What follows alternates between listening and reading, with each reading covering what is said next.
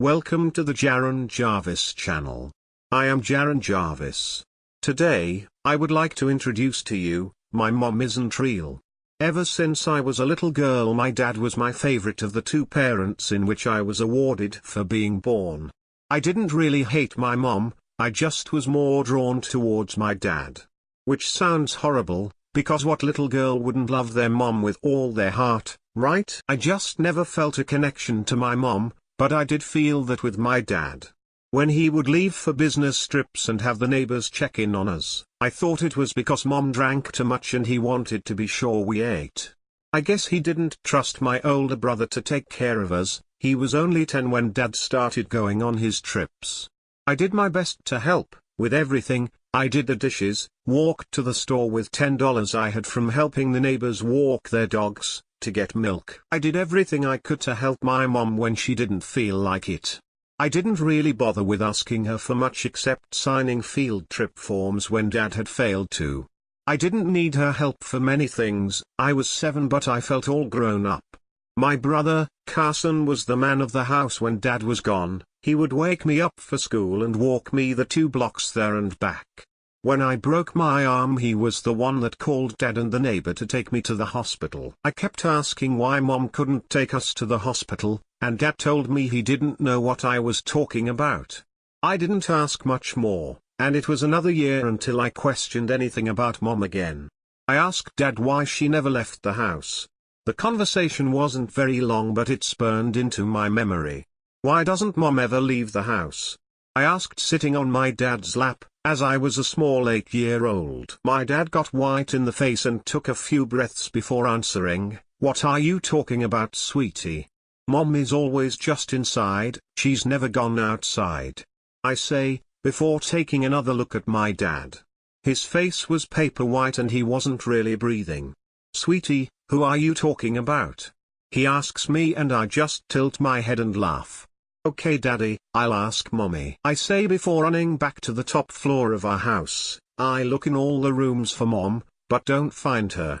I run into my dad's room, where I've been many times before, and this time I notice the bed is only been made to slept on for one person, with one pillow in the center and only one nightstand filled with personal things, and that there is only one dresser and that there isn't a smell of female perfume. I turn to leave and run into my mom. Only, I don't run into her, I turn and notice her before I can touch her. "Mom, why don't you go outside?" I ask her, and she shrinks. Mom is very tall, like taller than dad.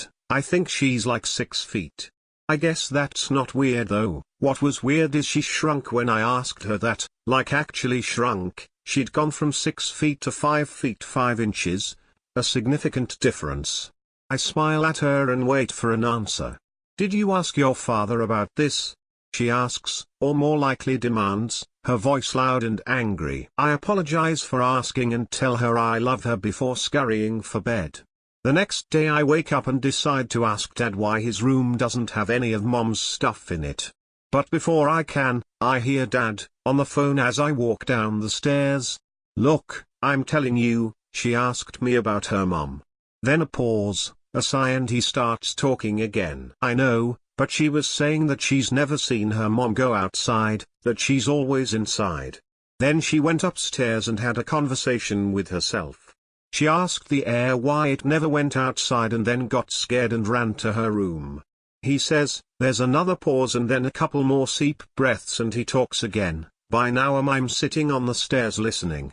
Okay, she obviously misses her mom. I'm gonna take her to her grave. By the time he hangs up I have so many questions. I walk into the kitchen and ask dad who he was talking to, but he doesn't answer, just tells me to go get dressed. So I do. After I get dressed dad puts me in the car and we drive to the cemetery. I get out and follow him down the rows of headstones to one marked Marie F. Shellman. Born March 8, 1972. Died May 14, 2004. Loving mother of 2 and wife of Mike P. Kisk. I tilt my head to the left and look at my dad. "You had a wife before mom?" I ask, and he shakes his head. "Darling, this is your mom's grave," he responds. Eventually I give up my fight because I want to go home. As soon as we walk in the house I run to find Mom, but I don't find her anywhere. Dad put me in therapy. They said that Mom was in my imagination. I say Mom was a ghost. 15 years old. I bought a Ouija board today. I'm going to talk to Mom. I ask her to come to me, ask a few questions to prove it's her. What did I ask you the day before you left? Why I never went outside. Then I ask why she left. She doesn't respond. I ask again. No response.